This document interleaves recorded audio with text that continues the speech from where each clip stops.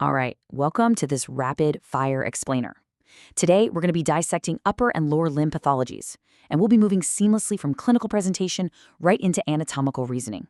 We're locking in on pure, high-yield diagnostic applications using a series of really focused case questions. So let's get right into it.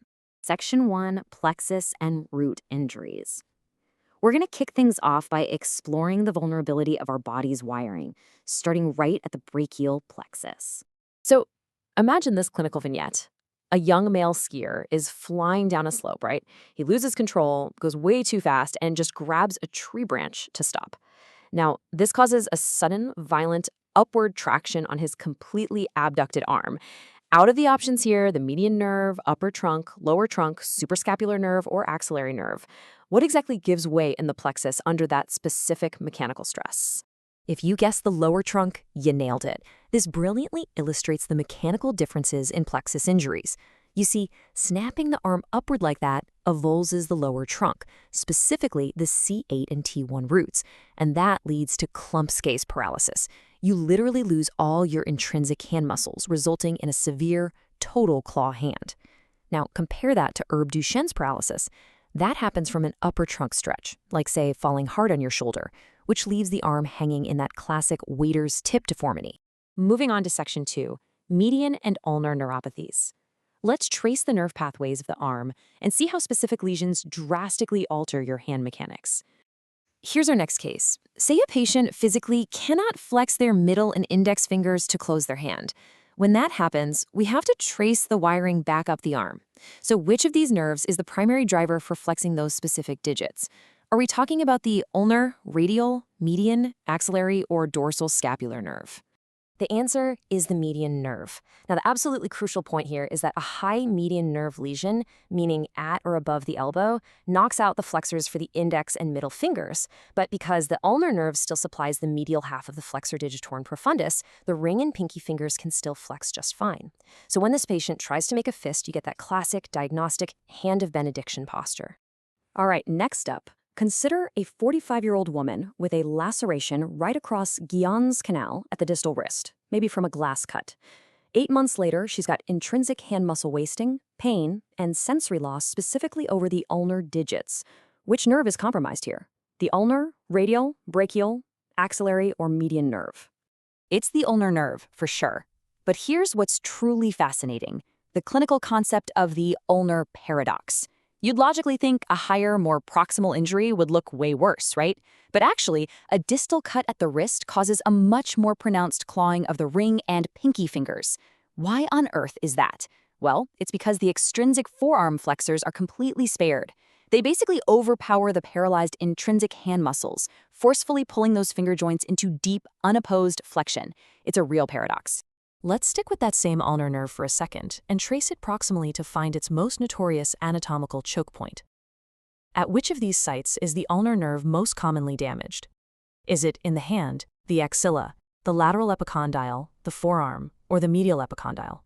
The correct answer is the medial epicondyle of the humerus. You know, the ulnar nerve runs a really exposed superficial course right through the cubital tunnel at the posteromedial elbow.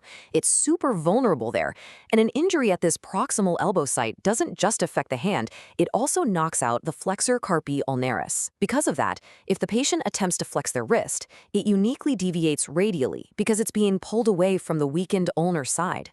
Let's fire through some rapid sensory mappings, because these are huge for diagnosis. Question: what's the thumb dermatome? The answer is C6.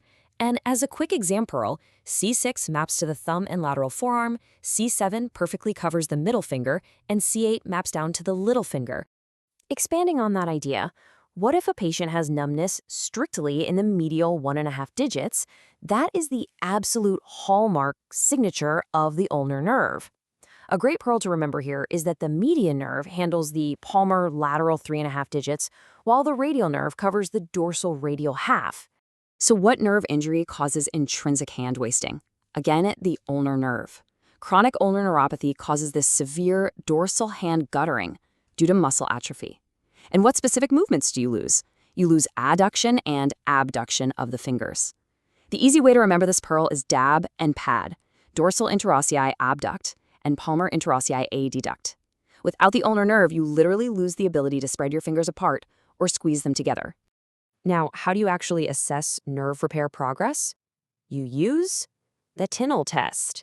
If you tap along the nerve's anatomical course, it elicits this tingling sensation right at the leading edge of the growing axonal sprouts.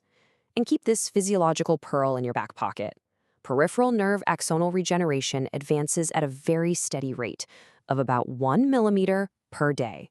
Section 3, upper limb soft tissues. Shifting from the body's wiring over to the pulleys, let's take a look at some critical soft tissue pathologies in the arm. Picture this. An athlete is throwing a javelin and suddenly hears a loud, audible pop. This is immediately followed by weakness, a bruise, and a prominent mid-arm lump whenever they try to flex their elbow. What's the most likely injury here? Are we looking at a biceps, a triceps, or maybe some sort of ligament snapping? That dramatic pop is a biceps tendon rupture. As the long head of the tendon snaps, which usually happens proximally, right within the bicipital groove, the muscle belly violently retracts downward, and that creates the unmistakable Popeye deformity. It looks super alarming for sure, but the primary management is actually mostly conservative reassurance and some physiotherapy. Moving down to the hand fascia, what's a key fact about Dupuytren's contracture? Well, it's actually inherited as an autosomal dominant trait. The pearl here is that it's not just from physical strain, it's a fibroproliferative disorder of the fascia. It has a strong male predominance, and you'll typically see the ring and little fingers fixed in deep flexion. Section 4, diagnosing meniscal knee injuries. Let's pivot down to the lower extremity now and break down the mechanical traps of the knee joint. Okay, a weightlifter is suddenly unable to straighten his leg, but a jiggling motion kind of helps free it up. Assuming a meniscal tear, what is the most common mechanism for this specific type of injury? Is it lateral bending, vertical compression, medial bending, or flexion with rotation? The correct answer is flexion of the knee with rotation. Trapping the meniscus requires this really dangerous cocktail of a rotational axial load applied right across a flexed knee. And this brilliantly illustrates why the medial meniscus is injured 3 times more frequently than the lateral one. It's rigidly attached to the medial collateral ligament, which makes it way less mobile and highly susceptible to shear forces.